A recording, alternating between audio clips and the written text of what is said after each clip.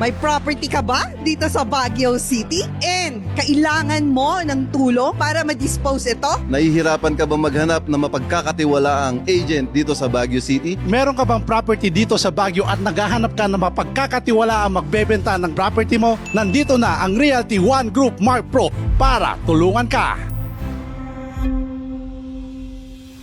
Meron ka bang property na gustong ipabenta o may property kang gustong bilhin? Isa lang ang kailangan mong tawagan. It should be Mr. Jose Taming of Realty One Group Mark Pro, Baguio City. This is the man.